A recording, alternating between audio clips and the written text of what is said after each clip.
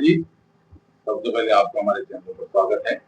हम आपको बधाई देते हैं, आपने बहुत सादगी भरा इलेक्शन लड़ा है। पूरे उत्तराखंड में आपका चुनाव कम खर्च का, सादगी का और बिल्कुल लाग लपेट चल के बाहर का इलेक्शन था। हम आपकी चुनावी सभा के बारे में जानना चाहते हैं। धन्यवाद प्यारे भाइयों, पत्रकार बंधु, क्योंकि आप पत्रकार हैं और पत्रकार एक चौथा स्तंभ होता है हमारे देश का। आपका तहे दिल से धन्यवाद। आप जो मेरे चुनाव के सफर में जानना चाहते हैं, क्षेत्र की जनता का सहयोग रहा, उन्होंने मुझे अपना आशीर्वाद दिया और बिना किसी लालच के और बिना भय के मुझे मतदान किया और मैं विजयी हूँ। उनका तहे दिल से धन्यवाद करता हूँ। हुकुमचंद पाजी, आप अब जिला पंचायत सदस्य हैं। आप जब चुनाव प्रचार में थे तो आपके बारे में यह प्रचारित हुआ था कि आपने बिना किसी वोटर को लाभान्वित किए, बिना किसी लालच किए अपने चुनाव के साथ पीछे लड़ा है। आपको भरपूर समर्थन तो मिला। आज आप इलेक्शन जीत चुके हैं। आने वाले समय में आप अपने यहाँ के वोटर्स को या यहाँ की जनता को क्या कहना चाहेंगे और क्या उनके लिए आपने प्लान किया, वो बताइए।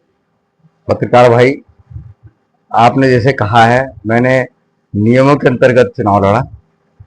जो लोकतंत्र की व्यवस्था दी गई है, हमारे संविधान में दी गई है कि बिना लालच के, बिना किसी भय के मताधिकार किया जाता है, वो जनता ने मुझे किया है और मैंने संविधान का ही पालन किया है। क्योंकि अगर आप वोट मांगते हैं, किसी को कोई लालच या झूठे वादे करके करते हैं, तो मैं उससे बिल्कुल अच्युत रहा। मैंने ऐसा कोई प्रलोभन या लालच नहीं दिया। और रहा जनता की बात, जनता के जो मूलभूत कार्य हैं उनके, जैसे रामपुर भावाला, बड़ावाला, भगवानपुर का एक हिस्सा ऐसा है जहाँ पेयजल की बहुत किल्लत है। वो टैंकरों से पानी मंगाते हैं बेचारे। सबसे पहले मैं उस समस्या को दूर करने का प्रयास करूंगा। उनको एक लिफ्टिंग योजना सरकार के माध्यम से या अपने जिला पंचायत के माध्यम से वो प्रोजेक्ट बनाकर उसे पास कराने का प्रयत्न करूंगा, जिससे कि यहाँ की जनता को पेयजल की दिक्कत का सामना न करना पड़े।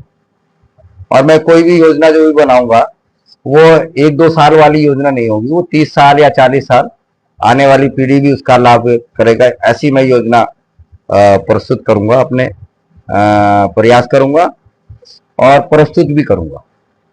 क्योंकि 1-2 साल वाली योजनाएं तो आज बनाई आपने, खत्म हो गई।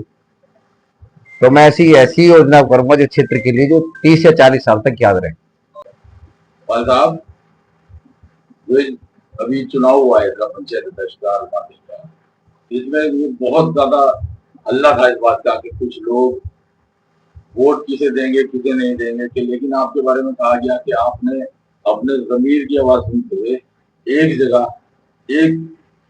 जगह वोट पोल करने के लिए शुरू से जो मन बनाया था, जो आपने समाज में वादे करे थे और उसके आधार पर आप वहीं अटक रहे।